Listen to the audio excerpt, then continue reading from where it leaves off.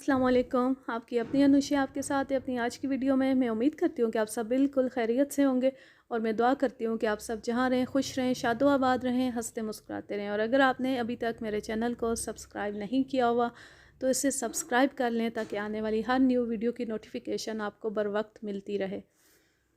Retired DSP Malik Safdar हयात की कत्ल cases रुदाद में से इस वक्त जो हम पढ़ रहे हैं वो है नरम चारा, जिसमें एक हसीन और मज़लूम लड़की अपने दुश्मनों से छुपती फिर रही है और मलिक साहब पूरी तुंधई से मुस्तैदी से इस केस की तफ्तीश में लगे हुए हैं। आज इस कहानी का सेकंड पार्ट मैं आपको सुनाने जा रही हूँ। शाम के वक्त एक अधेड़ उम्र शख्स थाने आया। उसने अपना नाम अज़मत अली बताया और कहा कि उसकी बीवी मुझसे बात करना चाहती है। क्या तुम अपनी बीवी को साथ लाए हो? नहीं जी, उसने आपको घर पर बुलाया है। आप ड्यूटी के बाद आएँ और सादा लिबास में आएँ। मामला क्या है? मामला वही बताएगी। उसने मुझे परेशान कर रखा है। हो सकता है मेरे ही ख़िलाफ़ रिपोर्ट लिखवाना चाहती हो। फिर तो आप बहुत ही सीधे आदमी हैं। आपको चाहिए था कि थाने का एक चक्कर लगाकर वापस चले जाते और कह देते कि आपने थानेदार को पैगाम पहुंचा दिया है। ये एक दिन की बात नहीं है जी, ज़िंदगी भर का रोना है। आप शाम को ज़रूर तशरीफ़ ले आएँ, वरना वो मुझे चैन से नहीं बैठने देगी। मैंने उसके घर का पता नोट कर लिया और वादा किया कि बशर्ते फ़ुर्सत मिलने आ जाऊंगा। जो पता उसने नोट करवाया था वो सरकारी क्वार्टरों का था। अस्पताल का बेशतर अमला भी उन्हीं क्वार्टरों में रहता था। ड्यूटी से फ़ारिग होकर मैं घर गया, वहाँ कुछ देर आराम किया और मगरिब के बाद अज़मत अली के घर पहुँच गया। वो मेरा ही इंतज़ार कर रहा था। उसने मुझे सादा सी बैठक में बिठाया और रस्मी बातचीत के बाद अपनी बीवी को मेरे बारे में बताने के लिए अंदर चला गया। चंद लम्हों के बाद एक भारी जिस्म की औरत कमरे में दाखिल हुई। उसने सफ़ेद शलवार और रंगीन कमीज़ पहन रखी थी। उसने मुझे सलाम किया और सोफ़े पर बैठ गई। उसकी शक्ल कुछ मानूस सी महसूस हुई। शायद मैंने चंद रोज़ पहले उसे कहीं देखा था। मालूम होता है कि आपने मुझे पहचाना नहीं, उसने कहा। दरअसल यूनिफॉर्म से बहुत फ़र्क पड़ जाता है। मैं सिस्टर ज़ुबैदा हूँ।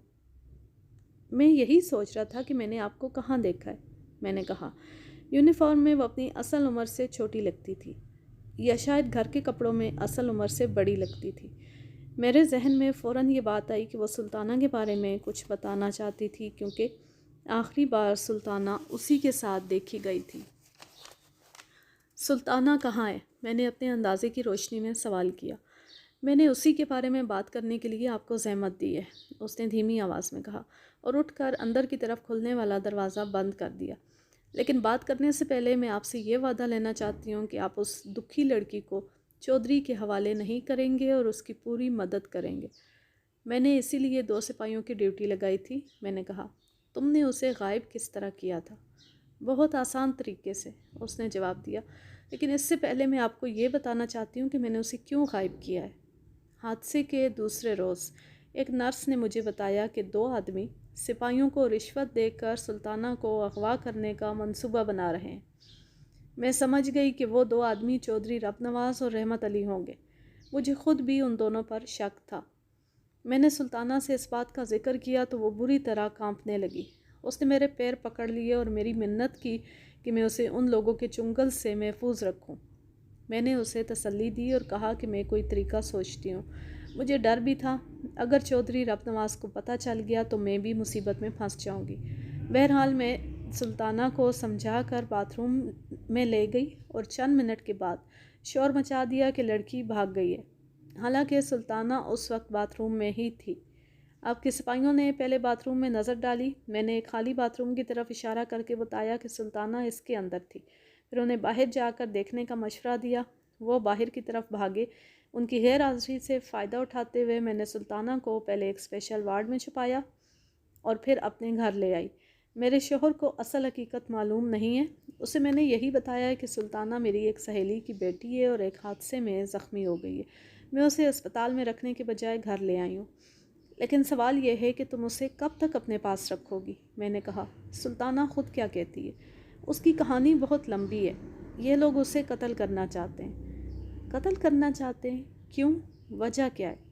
मलिक साहब, आप इस वक्त सादा लिबास में हैं और शायद ड्यूटी पर भी नहीं हैं। اس لیے میں آپ سے درخواست کرتی ہوں کہ آپ تھانے دار بن کر نہیں، ایک بھائی بن کر میری بات سنیں اور سوچ سمجھ کر جواب دیں۔ سلطانہ کا خیال یہ ہے کہ یہاں ایک غریب اور بے سہارا کو انصاف نہیں مل سکتا۔ پولیس کے معاملے میں اسے بہت تلخ تجربہ ہوا ہے۔ اسے پولیس سے انصاف کی کوئی توقع نہیں ہے، لیکن میں سمجھتی ہوں کہ سب لوگ ایک جیسے نہیں ہوتے۔ پولیس میں یقیناً خدا ترس افسر بھی ہوں گے۔ آپ مجھے صرف اتنا بتائیں کہ آپ ایک یتیم اور بے سہارا لڑکی کی خاطر ایک جاگیردار سے ٹکر لے سکتے ہیں؟ میں پوری بات سنے بغیر کیا کہہ سکتا ہوں، میں نے کہا۔ بلا وجہ کوئی شخص کسی سے ٹکر نہیں لیتا۔ ہم لوگ قانون اور اپنے اختیارات کے دائرے میں رہتے ہوئے ہی سائل کی مدد کر سکتے ہیں۔ اگر یہ لڑکی واقعی مظلوم ہے تو میں اس کی مدد کرنے کی ضرور کوشش کروں گا، لیکن میں تفصیل سنے بغیر وعدہ نہیں کر سکتا۔ وہ کچھ مایوس نظر آنے لگی، بولی، پھر تو آپ سے بات کرنے کا کوئی فائدہ ہی نہیں۔ سلطانہ ٹھیک ہی کہتی تھی۔ آپ مجھے پورا واقعہ تو سنائیں، میں نے کہا، اور مجھ پر بھروسہ رکھیں، میں نے ظالموں کا کبھی ساتھ نہیں دیا۔ میرے اصرار پر وہ پوری بات سنانے پر راضی ہو گئی۔ بات شروع کرنے سے پہلے اس نے سلطانہ کو بھی کمرے میں بلا لیا تاکہ اگر زبیدہ کوئی بات بھول جائے تو وہ بتا دے۔ سلطانہ کے چہرے پر غائب درجہ دہشت طاری تھی۔ وہ زبیدہ بیگم کے قریب سکڑ کر بیٹھ گئی اور خالی نظروں سے فرش کو گھورنے لگی۔ اس کی آنکھوں سے ویرانی جھانک رہی تھی۔ یوں معلوم ہوتا تھا کہ وہ دنیا سے بالکل مایوس ہو چکی ہے۔ حالات نے اس کی خوشیاں اور مسکراہٹیں چھین لی تھیں۔ زبیدہ بیگم نے اس کی موجودگی میں جو واقعات مجھے بتائے وہ میں اپنے الفاظ میں آپ کے سامنے پیش کرتا ہوں۔ سلطانہ سید پور کی رہنے والی تھی اور غریب گھرانے سے تعلق رکھتی تھی، تاہم اپنی خوبصورتی کی وجہ سے پورے گاؤں میں مشہور تھی۔ اس کی خوبصورتی کا چرچا رب نواز نے بھی سنا۔ اس نے موقع پا کر سلطانہ کو دیکھا تو پہلی نظر میں اس پر فریفتہ ہو گیا۔ ایک روز وہ ان کے گھر پہنچ گیا۔ سلطانہ کے باپ کریم بخش نے اپنی حیثیت کے مطابق اس کی خاطر تواضع کی اور اس کی آمد کا مقصد پوچھا۔ چاچا، میں ایک عرض لے کر تمہارے پاس آیا ہوں، چودھری رب نواز نے کہا۔ امید ہے کہ تم مجھے مایوس نہیں کرو گے۔ بوڑھا کریم بخش یہ بات سن کر فکر مند ہوا۔ وہ سمجھ گیا کہ جاگیردار کا خود سر بیٹا اس کے پاس کیا عرض لے کر آیا تھا۔ اس کی اکلوتی بیٹی سلطانہ حسین اور پڑھی لکھی تھی۔ رب نواز یقیناً اس کے پاس اسی سلسلے میں آیا تھا۔ چودھری صاحب، میں ایک معمولی سا غریب آدمی ہوں، اس نے عاجزی سے کہا۔ میں تو اپنی امیدیں پوری نہیں کر سکتا، بھلا کسی اور کی امیدیں کیسے پوری کر سکتا ہوں؟ کریم بخش، تم میری امید پوری کر سکتے ہو۔ میں تمہاری بیٹی سلطانہ کا رشتہ مانگنے آیا ہوں۔ کریم بخش کو معلوم تھا کہ رب نواز کی شادی 3 سال قبل ہو چکی تھی اور اس کا ایک بچہ بھی تھا۔ چودھری صاحب، آپ یقیناً اپنے کسی دوست یا عزیز کے لیے رشتہ مانگنے آئے ہیں، کریم بخش نے کہا، کیونکہ آپ تو ماشاءاللہ شادی شدہ ہیں اور آپ کی شادی کو ابھی زیادہ عرصہ بھی نہیں ہوا۔ کریم بخش، مجھے اپنے لیے رشتہ چاہیے، رب نواز نے صاف لفظوں میں کہا۔ مجھے یقین ہے کہ تم انکار نہیں کرو گے۔ کیا بڑے چودھری صاحب اس بات کی اجازت دے دیں گے؟ کریم بخش نے فرار کی راہ نکالی۔ فی الحال یہ کام بڑے چودھری صاحب کے علم کے بغیر ہوگا، رب نواز نے دھیمی آواز میں کہا۔ میں سلطانہ کو الگ مکان میں رکھوں گا اور مناسب موقع دیکھ کر بڑے چودھری صاحب کو بتا دوں گا۔ کریم بخش نے ایک اور فرار کی راہ نکالی، بولا، چودھری صاحب، آپ سے اچھا رشتہ اور کون سا ہوگا، لیکن مسئلہ یہ ہے کہ میں زبان دے چکا ہوں، میری بیوی کے بھانجے سے سلطانہ کا رشتہ طے ہو چکا ہے۔ اچھا، نام کیا ہے آپ کے ہونے والے داماد کا؟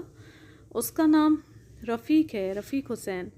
کریم بخش کی بیوی نے 1-2 مرتبہ یہ کہا تھا کہ اس کی بہن اپنے بیٹے رفیق حسین کے لیے سلطانہ کے رشتے کی خواہش مند ہے، لیکن کریم بخش نے انکار کر دیا تھا کیونکہ لڑکا کوئی مستقل کام نہیں کرتا تھا۔ اب اس نے رب نواز سے جان چھڑانے کے لیے رفیق حسین کا نام لے دیا تھا۔ رب نواز سمجھ گیا کہ کریم بخش اسے ٹالنے کی کوشش کر رہا ہے۔ اس نے اٹھتے ہوئے کہا، کوئی بات نہیں کریم بخش، منگنیاں ٹوٹ بھی جایا کرتی ہیں۔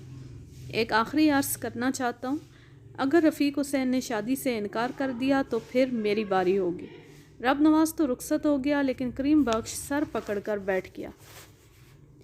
اسے معلوم تھا کہ رب نواز آسانی سے ٹلنے والا نہیں تھا۔ اس کی بیوی سکینہ اندر کھڑی ساری گفتگو سن رہی تھی۔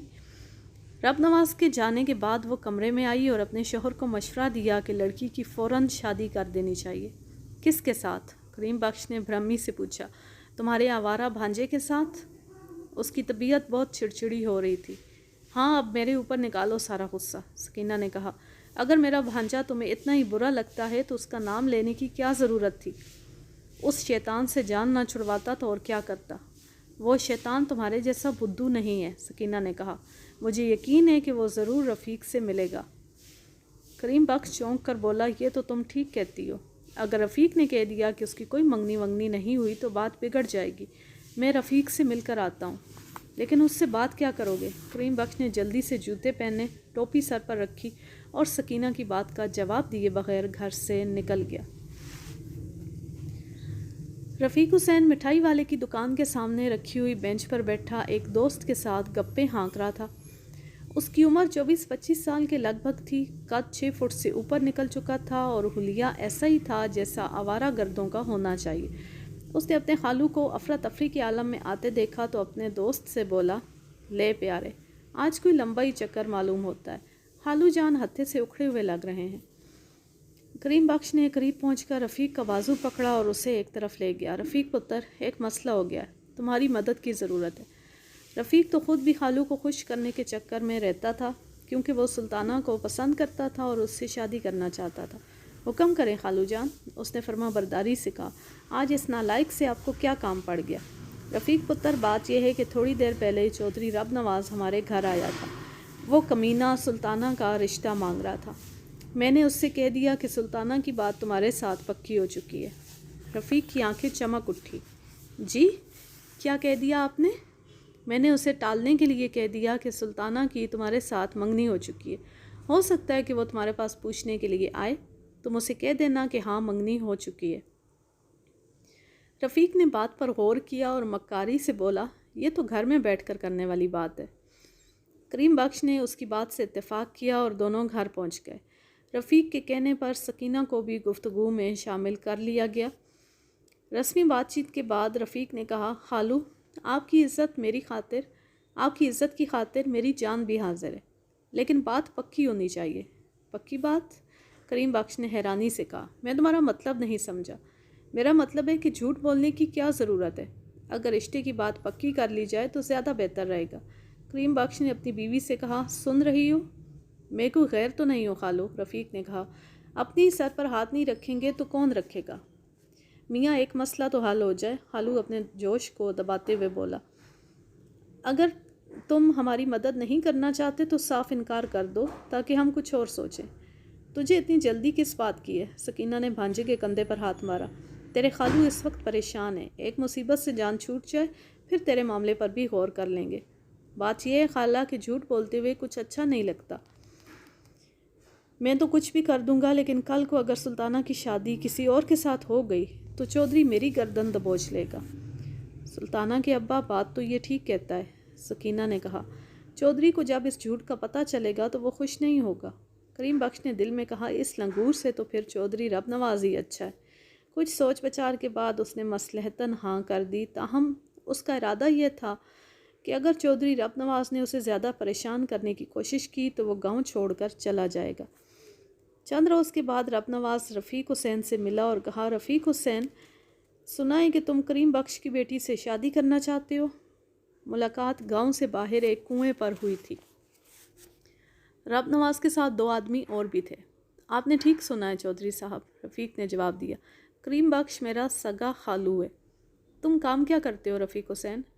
فی الحال تو جی بیکار ہوں۔ رب نواز نے جیب سے چند نوٹ نکال کر رفیق کی طرف بڑھائے اور بولا، یہ لو، یہ کچھ پیسے رکھ لو۔ مجھے بیکار نوجوانوں پر بڑا ترس آتا ہے۔ یہ پیسے رکھ لو اور فی الحال شادی وادی کی بات بھول جاؤ۔ اپنے خالو سے کہہ دینا کہ تم اس کی بیٹی سے شادی نہیں کر سکتے۔ رفیق نے پیسوں کی طرف ہاتھ نہیں بڑھایا اور بولا، کیوں جناب، شادی کی بات کیوں بھول جاؤں؟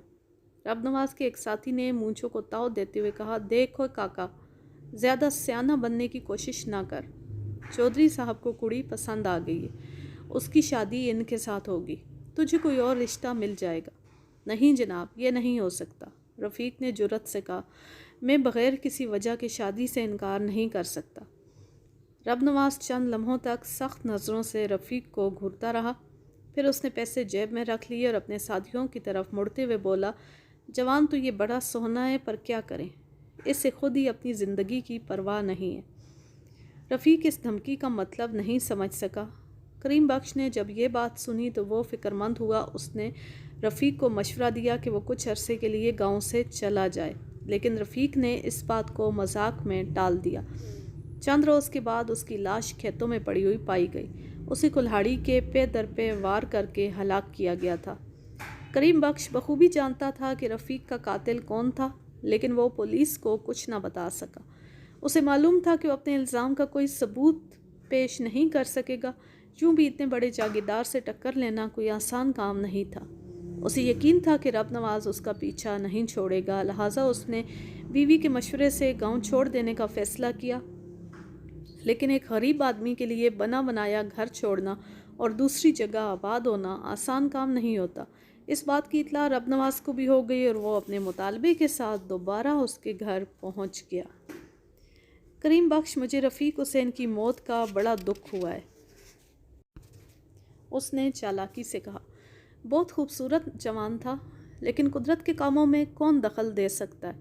زندگی اور موت اللہ کے ہاتھ میں ہوتی ہے۔ وہ کیا کہتے ہیں، موت کا ایک دن معین ہے۔ ہاں، سنا تو یہی ہے، کریم بخش نے ہولے سے کہا، لیکن یہ بھی سنا ہے کہ قاتل کی معافی نہیں ہوتی۔ معافی ان کی نہیں ہوتی جو پکڑے جاتے ہیں۔ میں آسمانی عدالت کی بات کر رہا ہوں۔ کریم بخش، یہ سب پرانی باتیں ہیں، ان کو چھوڑو، میں تاریخ لینے آیا ہوں۔ تاریخ؟ کریم بخش گھبرا گیا۔ کس چیز کی تاریخ؟ شادی کی تاریخ؟ اور کس چیز کی تاریخ؟ چودھری صاحب، میں نے ابھی اپنی برادری سے مشورہ بھی نہیں کیا۔ دوسری بات یہ ہے کہ ہمارے یہاں کبھی کسی نے خفیہ شادی نہیں کی، اس سے لڑکی کی ذات پر حرف آئے گا۔ چاچا، ایک بات تو بتا، رب نواز نے کہا، کیا تیرا خاندان ہم سے زیادہ عزت والا ہے؟ چودھری صاحب، یہ بات میں کیسے کہہ سکتا ہوں؟ جب خفیہ شادی سے میری ذات پر حرف نہیں آ سکتا تو تیری بیٹی کی ذات پر کیسے آئے گا؟ یہ گاؤں ہماری جاگیر ہے، یہاں کوئی شخص ہمارے خلاف منہ کھولنے کی جرات نہیں کر سکتا۔ خیر چھوڑو اس بات کو۔ تمہیں برادری سے مشورہ کرنے کے لیے کتنی مہلت چاہیے؟ 2-4 ہفتے تو لگ ہی جائیں گے، لیکن ٹھہرو، میں تمہیں برادری سے مشورہ کرنے کی اجازت نہیں دے سکتا۔ اس طرح تو ساری بات ہی کھل جائے گی۔ زیادہ سے زیادہ 2-4 قریبی رشتہ داروں سے مشورہ کر لو اور انہیں تاکید کر دو کہ بات باہر نہ جائے۔ سلطانہ اندر بیٹھی یہ ساری گفتگو سن رہی تھی۔ اسے اس بات کا بڑا رنج تھا کہ اس کے ماں باپ کو اس کی وجہ سے تکلیف اٹھانا پڑ رہی تھی۔ اس نے فیصلہ کیا کہ وہ رب نواز سے خود بات کرے گی۔ چند روز کے بعد رب نواز ایسے وقت ان کے گھر آیا جب کریم بخش کام پر گیا ہوا تھا۔ سلطانہ رب نواز کے سامنے نہیں جاتی تھی۔ اس روز اس نے ماں سے اجازت لی اور چادر اوڑھ کر بیٹھک میں چلی گئی۔ رب نواز نے اسے دیکھا تو خوش ہو کر بولا، جی بسم اللہ، آج تو 14ویں کا چاند چڑھ گیا ہے۔ سلطانہ کو چودھری کی حیثیت اور اس کے غصے کا علم نہیں تھا۔ اس نے سختی سے پوچھا، چودھری صاحب، آپ ہمارے گھر کیوں آتے ہیں؟ لو بھائی، تمہیں ابھی تک یہی نہیں پتا؟ رب نواز نے مونچھوں پر ہاتھ پھیرتے ہوئے کہا، حد ہو گئی، کریم بخش نے تمہیں بتایا نہیں؟ آپ کو تو بڑوں کی عزت کرنا بھی نہیں آتی، سلطانہ نے کہا۔ اولاد کے سامنے ان کے والدین کا ذکر احترام سے کرنا چاہیے۔ دراصل ہمیں اس طرح بولنے کی عادت ہو گئی ہے، رب نواز نے کہا۔ شادی کے بعد تم سے آداب سیکھنا پڑیں گے۔ چودھری صاحب، شادی خوشی سے کی جاتی ہے، اس میں دونوں خاندانوں کی رضامندی کے علاوہ لڑکے اور لڑکی کی مرضی بھی شامل ہونی چاہیے۔ یہ سب پرانی باتیں، آج کل خاندانوں کو کوئی نہیں پوچھتا۔ البتہ لڑکے اور لڑکی کی مرضی والی بات تھوڑی بہت ٹھیک ہے۔ میں تو سر سے پیر تک راضی ہوں، نکاح کے وقت تمہاری بھی ہاں ہو جائے گی۔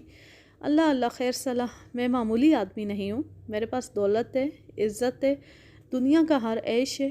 میں تمہیں سونے میں پیلا کر دوں گا، الگ مکان میں رکھوں گا، دنیا کی ہر خوشی تمہارے قدموں میں ڈال دوں گا۔ جو شخص میرے باپ کو تو کر کے مخاطب کرتا ہے وہ مجھے کیا خوشی دے سکتا ہے؟ سلطانہ نے کہا۔ رب نواز کو دنیاوی جاہ و جلال کا بڑا گھمنڈ تھا۔ وہ کسی غریب آدمی کی دکھاوے کے طور پر بھی عزت نہیں کر سکتا تھا۔ اس نے قدرے برہمی سے کہا، بتایا تو ہے کہ یہ ہماری خاندانی عادت ہے۔ کیا آپ اپنے باپ کو بھی اسی طرح مخاطب کرتے ہیں؟ رب نواز کا چہرہ سرخ ہو گیا، بولا، میرے والد کو لوگ بڑے چودھری صاحب کہہ کر مخاطب کرتے ہیں، ان کو اللہ نے بڑا رتبہ دیا ہے، ان کا اور کمی کمینوں کا کیا جوڑ؟ یہی بات تو میں آپ کو بتانے کی کوشش کر رہی ہوں۔ آپ بڑے لوگ ہیں، ہم کمین لوگ ہیں، ہمارا اور آپ کا جوڑ نہیں ہو سکتا۔ یہ الگ معاملہ ہے، رب نواز اپنے جوش کو دباتے ہوئے بولا۔ اصل بات یہ ہے کہ ہر اچھی چیز پر پہلا حق ہمارا ہوتا ہے۔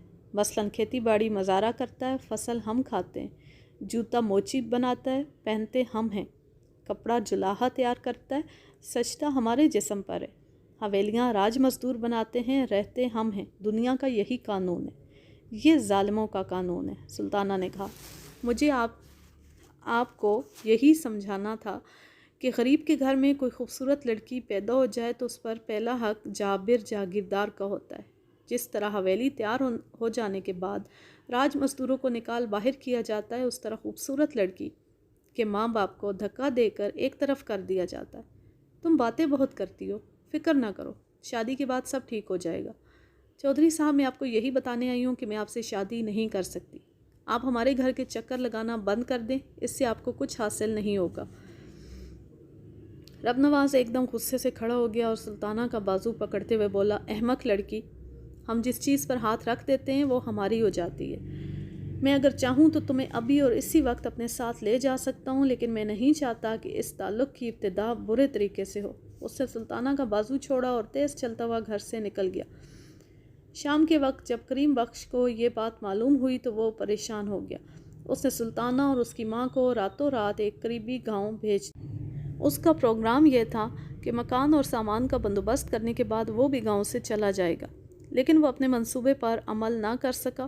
چند روز کے بعد اس کے مکان کے اندر اس کی لاش پڑی ہوئی پائی گئی۔ بظاہر وہ ڈکیتی کی واردات معلوم ہوتی تھی، لیکن سکینہ بی بی اور اس کی بیٹی سلطانہ کو یقین تھا کہ کریم بخش کو رب نواز کے غنڈوں نے قتل کیا تھا۔